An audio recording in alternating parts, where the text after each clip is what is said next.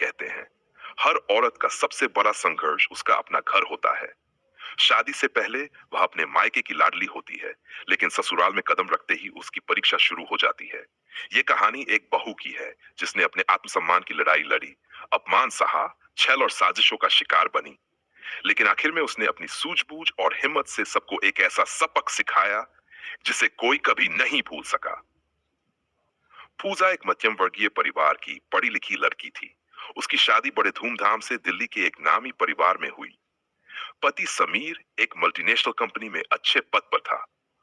पूजा को लगा था कि उसका जीवन अब खुशियों से भर जाएगा, लेकिन उसे क्या पता था कि उसकी असली परीक्षा तो अब शुरू हुई थी। शादी के पहले दिन से ही उसकी सास सुमित्रा देवी और ननद रश्मि उसे नीचा दिखाने की कोशिश करने लगी। पूजा के हर काम में कोई ना कोई कमी निकाल दी जाती। ये क्या बनाया है? इतना बेस्वाद खाना? तुम्हारी माँ ने सिखाया नहीं? सास हर समय ताने कसती। ननद भी पीछे नहीं रहती। भैया देखो ना, तुम्हारी पत्नी को ठीक से कुछ करना नहीं आता, बेकार ही शादी कर ली।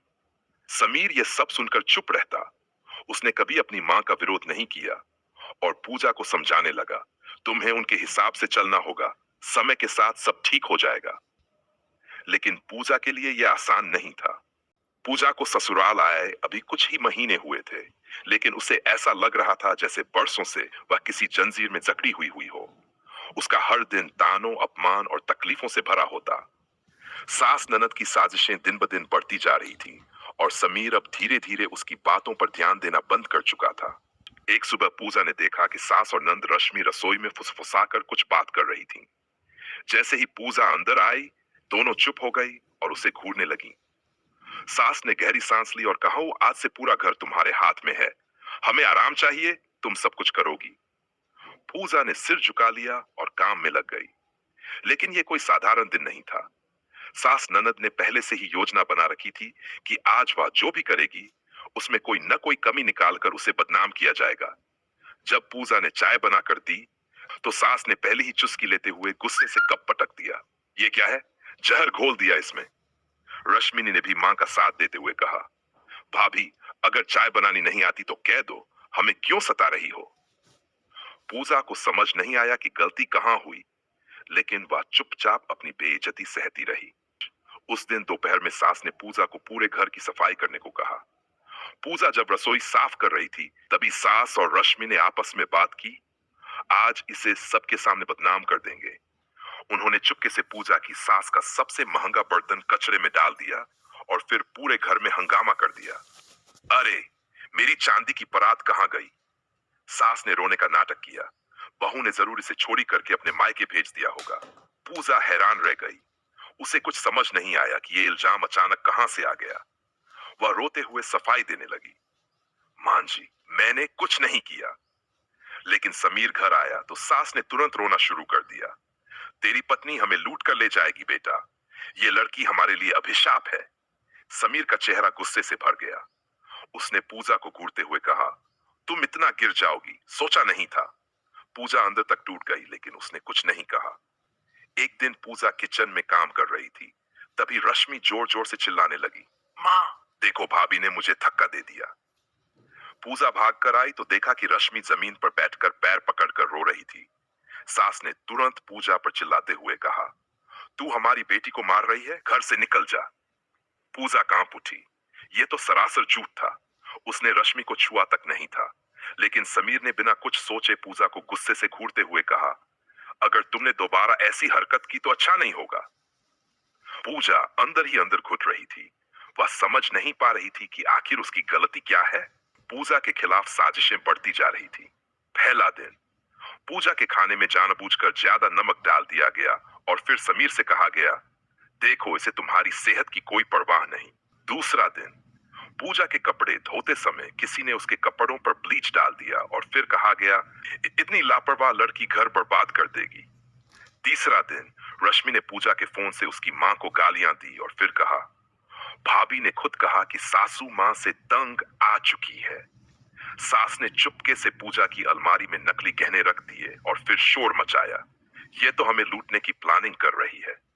पांचवां दिन, समीर को भड़काने के लिए सास ने कहा, तेरी बीवी मुझसे बदतमीजी करती है, हमें छोड़कर चली जा। छठा दिन, पूजा को घर के मंदिर से दूर रहने को कहा गया। तेरे आने के बाद घर में अशुभ घटनाएं हो रही हैं। सातवां दिन, पूजा पर जादू टोना करने का आरोप लगाया गया। ये लड़की हम पर काला जादू कर रही है, इसे घर से निकालो। पूजा का सहने का धैर्य अब जवाब दे रहा था। आखिरी चोट तब लगी जब पूजा के माता पिता की बेइज्जती की गई। उसके माँ पिता पूजा से मिलने आए थे, लेकिन सास ने उन्हें अपमानित करके घर से भगा दिया। अपनी बेटी को संभाल नहीं सकते थे तो इसे हमारे सिर पर क्यों फेंक दिया? पूजा के पिता की आंखों में आंसू आ गए। उन्होंने पूजा को देखा और कहा, बेटा, ये दुनिया तुम्हें तोड़ने की कोशिश करेगी, लेकिन तुम टूटना मत। उस दिन पूजा ने अपने अंदर कुछ बदलता हुआ महसूस किया। अब वह चुप रहने वाली नहीं थी। रात को जब सब सो रहे थे, तब उसने अपने कमरे में बैठकर हर चीज का विश्लेषण किया। उसने अपने फोन में सास ननद की सारी बात को रिकॉर्ड करना शुरू किया और साजिशों के सबूत इकट्ठा करने लगी। अब यह बहू कोई साधारण बहू नहीं रही थी। अब वह अपने सम्मान के लिए लड़ने जा रही थी। पूजा ने अब तय कर लिया था कि वह सिर्फ सहने के लिए इस घर में नहीं आई है। उसे अपने सम्मान की लड़ाई खुद लड़नी होगी। जितनी चालाकी से सास ननद ने उसे फंसाने की कोशिश की थी, अब उसी चालाकी से वह उन्हें उनके ही जाल में फंसाएगी।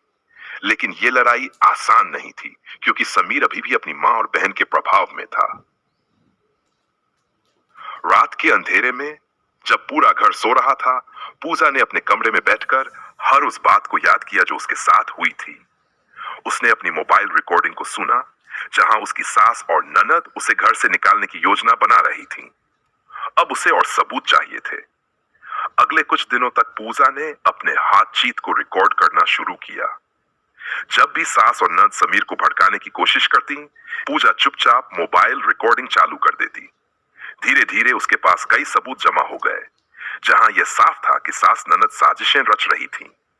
इसके अलावा उसने घर में लगे सीसीटीवी कैमरों की फुटेज निकालने की योजना बनाई। समीर के ऑफिस जाने के बाद वह नौकर से बहाना बनाकर सीसीटीवी का एक्सेस ले आई और उसमें साफ दिख रहा था कि उसकी सास ने खुद ही गहने चोरी करके पूजा को फंसाने की कोशिश की थी।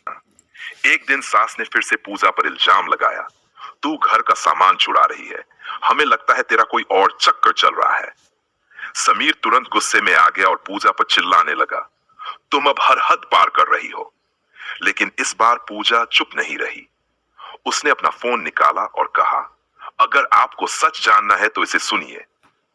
जैसे ही पूजा ने रिकॉर्डिंग चलाई, घर में सन्नाटा छा गया। रिकॉर्डिंग में साफ आवाज आ रही थी। सास कह रही थी, आज इसे छोड़ साबित कर देंगे, फिर देखती हूं ये घर में कैसे टिकी रहती है। और रश्मि की आवाज आई, भैया को भी बोलेंगे कि ये तुम्हें धोखा दे रही है। समीर के चेहरे का रंग उड़ गया। उसकी मां और बहन के झूठ का पर्दाफाश हो गया था।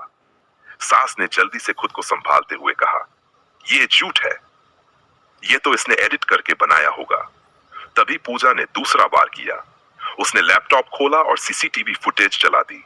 वीडियो में साफ दिख रहा था कि सास और रश्मि ने खुद अलमारी से गहने निकालकर छुपाए थे और फिर खुद ही शोर मचाया था। अब सास और ननद के पास कोई जवाब नहीं था। समाज के सामने बेनकाब करना, सिर्फ घर में सच सामने लाना काफी नहीं था।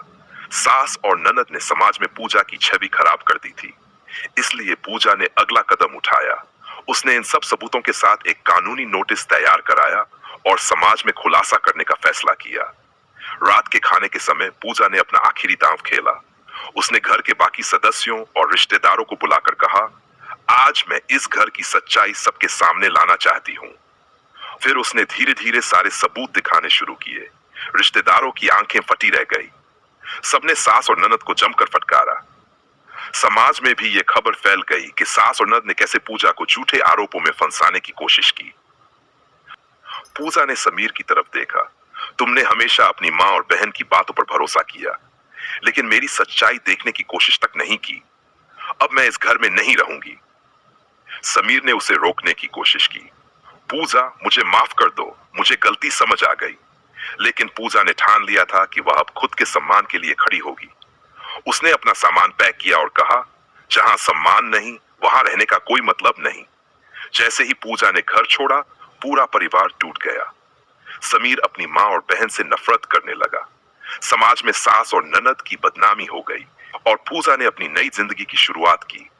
एक ऐसी जिंदगी जहां वह खुद के लिए खड़ी हो सके, जहां उसे किसी के तानों और साजिशों से डरने की जरूरत न हो। एक बहू जब अपने आत्मसम्मान की लड़ाई लड़ती है, तो वह सिर्फ खुद के लिए नहीं, बल्कि हर उस औरत के लिए मिसाल बनती है, जो अन्याय के खिलाफ खड़ी होना चाहती है। पूजा ने अपने पैरों पर खड़े होने का फैसला किया। उसने एक जॉब ढूंढ ली और खुद के दम पर नया जीवन शुरू किया। कुछ सालों बाद जब समीर ने उसे वापस लाने की कोशिश की, तब तक बहुत देर हो चुकी थी।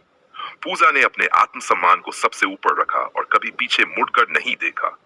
समाज में यह कहानी उन लाखों महिलाओं की हकीकत को बयां करती है, जो शादी के बाद अपमान, साजिशों और अन्याय का सामना करती हैं।